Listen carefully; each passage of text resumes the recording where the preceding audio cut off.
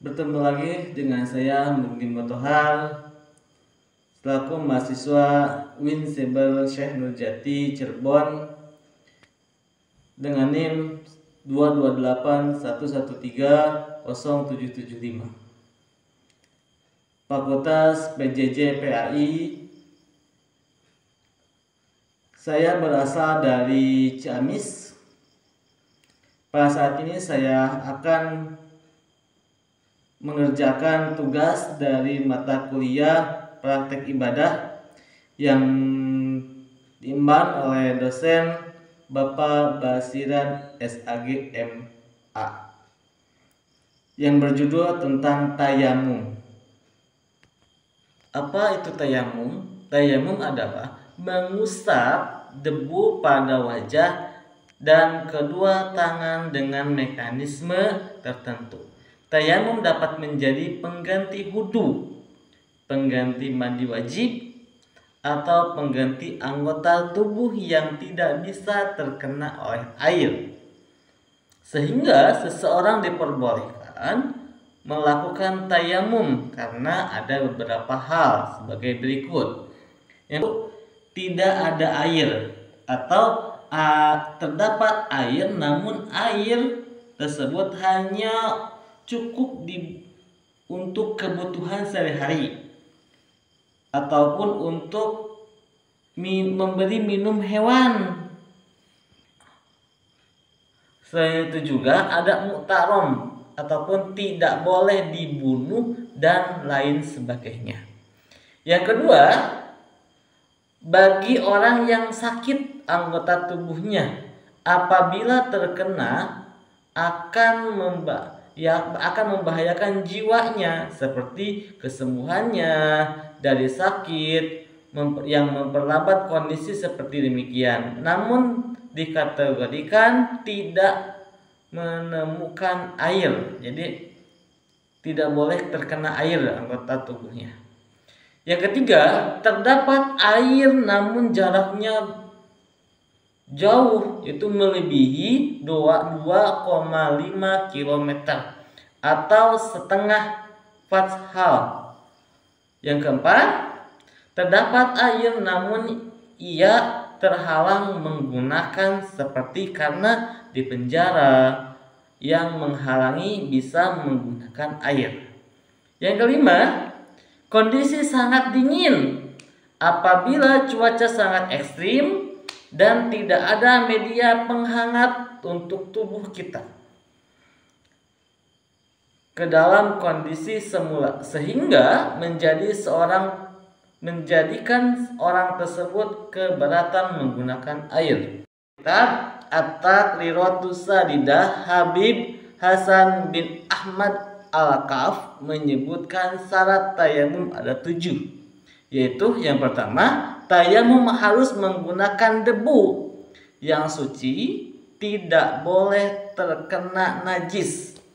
Menyucikan tidak bekas tayamum sebelum tidak mustakmal. Debu tersebut dari tanah murni yang tidak tercampur dengan benda lain seperti tepung, semen pasir, ataupun sejenisnya. Beberapa berupa tanah kering bergemuruh yang bisa menempel ke anggota tayamum. 2.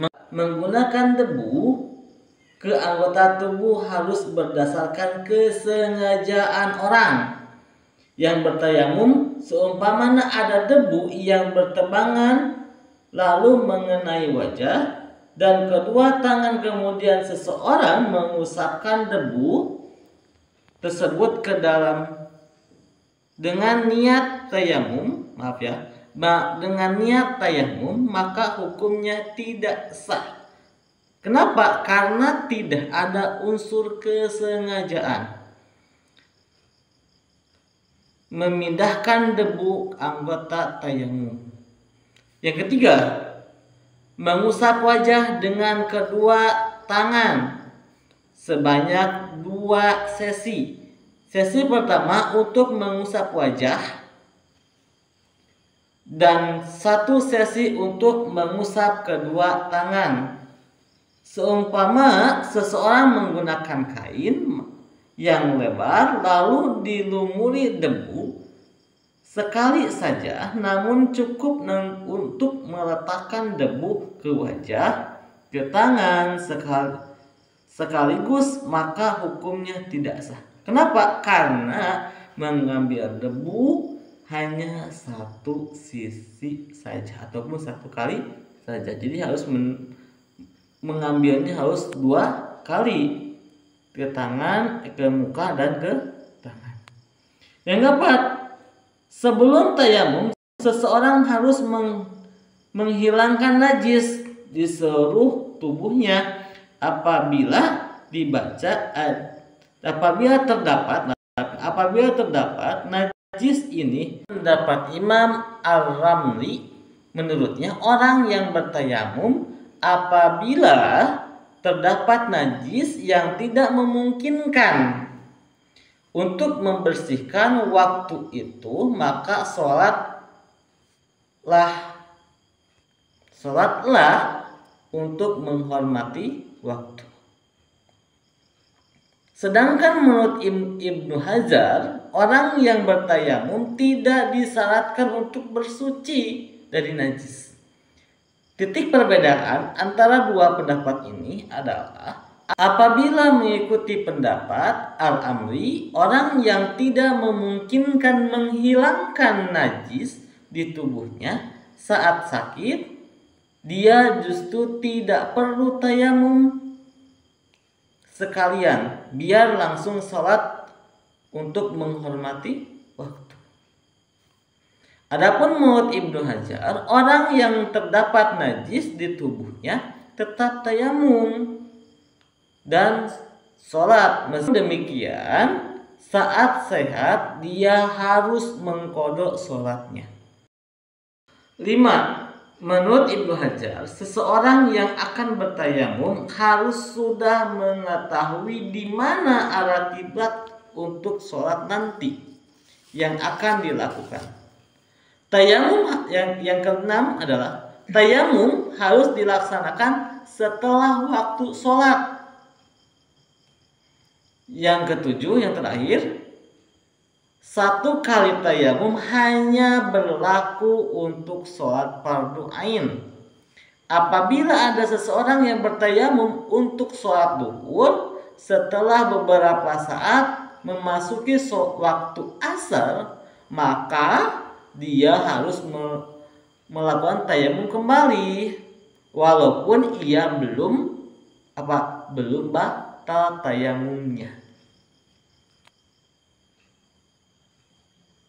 Sebelum melakukan tayamum, siapkan debu yang telah memenuhi syarat. Taburkan debu ke nampan ataupun ke kertas. Bisa ya, kalau nggak ada nampan bisa ke kertas secukupnya secara merata. Tayamum boleh dilakukan dengan cara jongkok ataupun duduk di kursi dengan meja ya depannya. Bersihkan wajah dari hal-hal yang menghalangi seperti lipstik, bedak, cat, dan sejenisnya. Begitu pula dengan tangan. Sisihkan kedua tangan lengan baju sampai ke atas kedua siku. Sampai sini ya. Jangan sampai ada yang menghalangi sampainya debu ke kulit dengan kulit tangan ya. Setelah semua siap, tayamum bisa dimulai. Berikut ini ada 5 rukun tayamum. Yang pertama, sengaja memindahkan tanah dari tempatnya menuju wajah dan kedua tangan. Artinya, apabila ada orang yang bertayamum dengan orang lain dengan tidak ada izin dari orang yang akan bertayamum, maka tayamumnya itu tidak sah. Yang kedua, niat. Niat tayamum dilakukan melalui dari pemindahan debu dari tempatnya menuju wajah dan niat tersebut berjalan terus hingga saat mengusap wajah pada sentuhan pertama kali. Perbedaan antara niat wudu dan mandi dengan tayamum: apabila wudu dan mandi niatnya adalah untuk menghilangkan hadas kecil dan hadas besar, sedangkan tayamum, di dalam tayamum niatnya adalah untuk diperbolehkannya melakukan sesuatu ibadah tertentu. Contohnya, apabila tayamum untuk kebutuhan sholat, maka niatnya nawaitu tayammuma listibahatil fardi sholati lillahi ta'ala. Jadi saya niat bertayamum, artinya adalah saya niat bertayamum untuk diperbolehkannya melakukan sholat fardu karena Allah Ta'ala.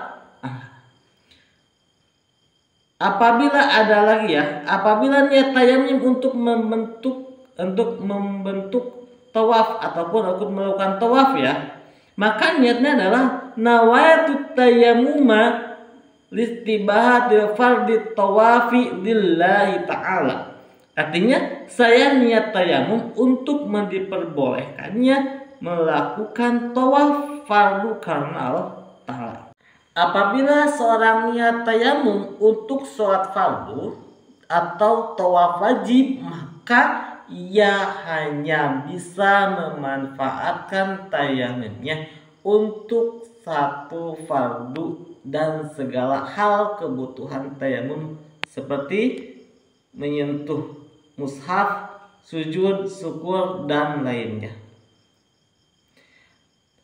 Apabila tayamum diniati untuk hal yang sunnah ataupun sholat jenazah, maka tayamumnya hanya boleh digunakan untuk melaksanakan sholat selain sholat fardu. Yang ketiga, mengusap wajah secara menyeluruh. Setelah orang yang bertayamum mengambil debu di nampan, sebelum diusapkan ke wajah, kibaskan ataupun tiup debu yang ada di tangan supaya debu yang ada di tangan tidak terlalu tebal. Setelah selesai mengusap wajah, tepuk kedua tangan, telapak tangan sampai sisa debu yang ada di tangan bersih. Hal ini supaya debu mustakmal yang ada di tangan tidak tercampur dengan debu yang lainnya yang akan digunakan untuk mengusap tangan nantinya. Rukun yang keempat adalah dalam mengusap kedua tangan beserta kedua sikunya. Dalam kitab Kasifatul Sajjah, Syekh Nawawi mengutip pernyataan Sayyid Yusuf Al-Zabidi dalam kitab Irsyadul Anam sebagaimana dijelaskan dalam kitab Al-Rawdah. Cara mengusap kedua tangan adalah sebagai berikut. A. Terletak bagian dalam jari tangan kiri selain ibu jari di bawah punggung jari. Tangan kanan selain ibu jari dengan posisi menyelang ujung jari kanan. Jangan sampai melebihi jari telunjuk tangan kiri. B. Jalankan jari tangan kiri sampai pergelangan tangan.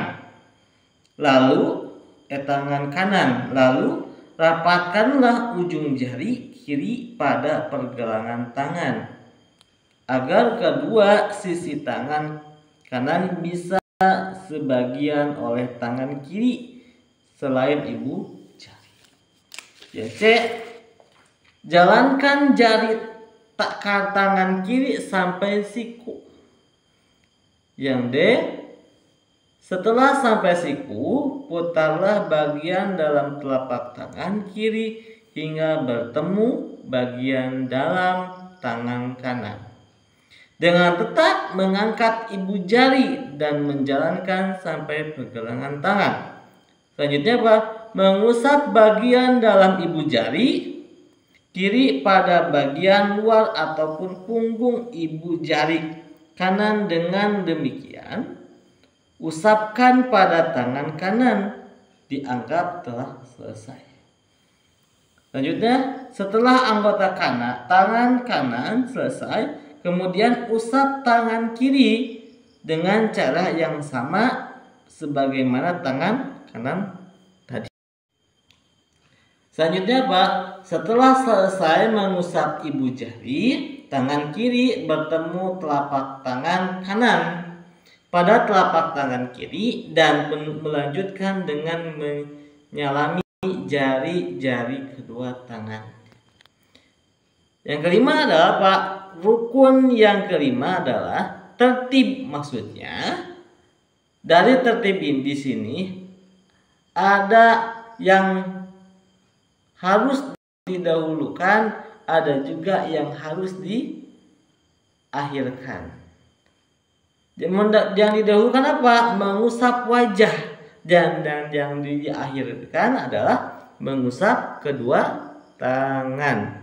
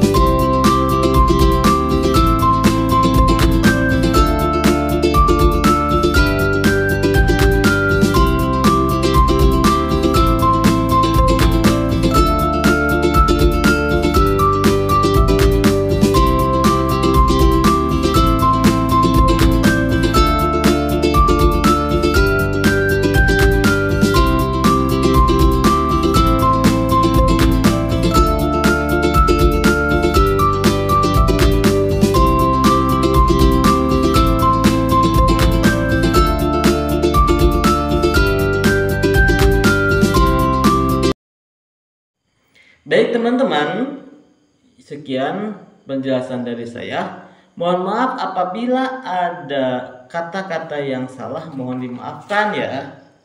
Itulah tata cara tayamum. Semoga Allah Subhanahu wa taala selalu meridhoi kita dalam aktivitas kita. Amin ya rabbal alamin. Sekian dari saya. Wassalamualaikum warahmatullahi wabarakatuh.